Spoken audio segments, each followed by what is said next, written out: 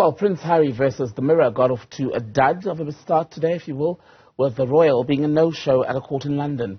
He was set to give evidence at the start of a phone hacking case against the media house that owns the Mirror publication. Prince Harry had initially been scheduled to testify tomorrow, but his appearance was moved up. Let's talk more about this with cultural transformation expert Vicky Sleight joining us from London. Vicky, a very good evening to you. Good to see you. So, a lot to unpack around this case. The right to privacy, the violation thereof, how far the media in the UK can go in covering public figures, including the royal family. How important a case is this for media conduct, for tabloid conduct, especially in the United Kingdom?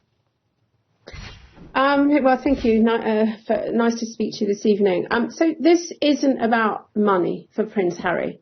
It has become his mission, if you like. It's a campaign to reform the media over, as you said, the allegations of intrusion and illegality. So win or lose, he wants to embarrass the media and, of course, certain members of the royal household and everything to do with the leaks. For him, it seems it's a crusade. And over here in the UK, people are also saying a morbid obsession. And it's one of 4 legal battles with the Mirror Group newspapers. And also there are other cases, and some from celebrities as well as those who are accusing them of phone hacking dead children.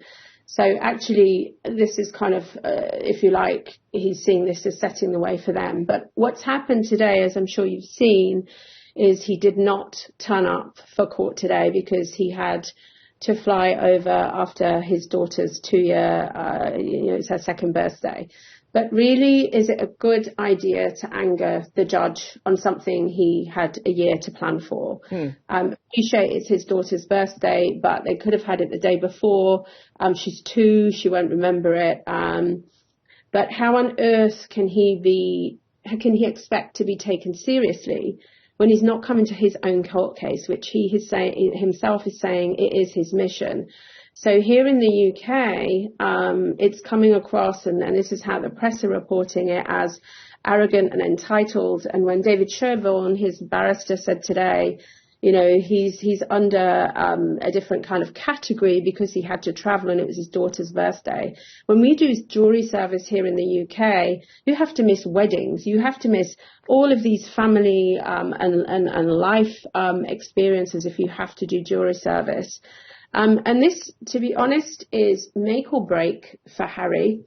Of course, it has to be said that Mirror Group newspapers are, in terms of the allegations, that they're not true. He is going to face, when he stands in that witness box in a court of law, he will face brutal cross-examination by a top barrister. Now that we know that Harry is used to the soft interviews from the media, following his book, following the Netflix, which we all know about, but he cannot control the narrative in this case when he's in the witness box. To be honest, I feel for him. It's going to be aggressive. He'll be under oath. They will ask questions that he probably doesn't want to answer, but he needs to answer honestly because he will be under oath.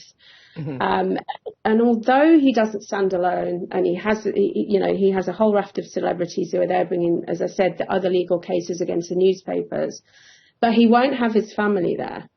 And let's talk about the family, Vicky, because this will dredge up some of the issues in the royal family, which ultimately led to the move by Harry and Meghan to move to the United States to go and live there, because he's already written quite publicly about the belief that they hold as a couple that some members of the royal family, people in the palace, were leaking stories and basically conspiring against them with the tabloids. And that'll come up, no doubt, in court.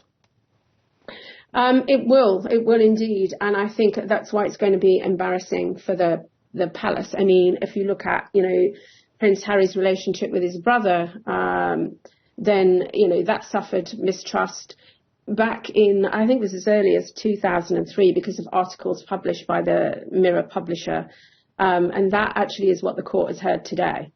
And that's, so he's suing them for those damages.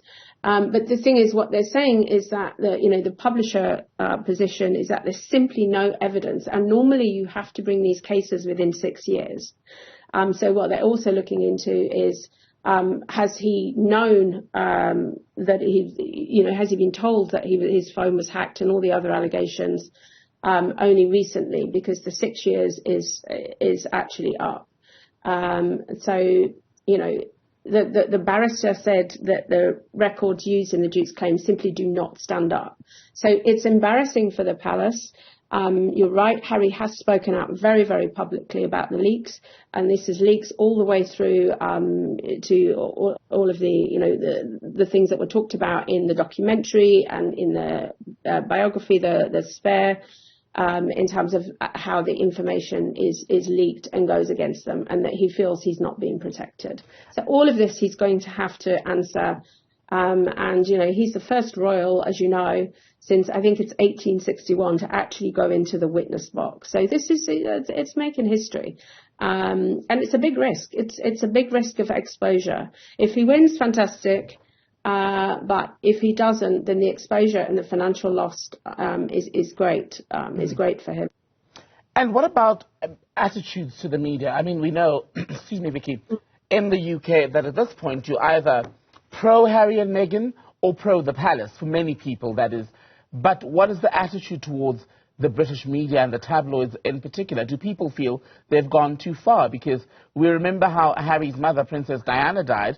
She was being pursued by the paparazzi that night in France.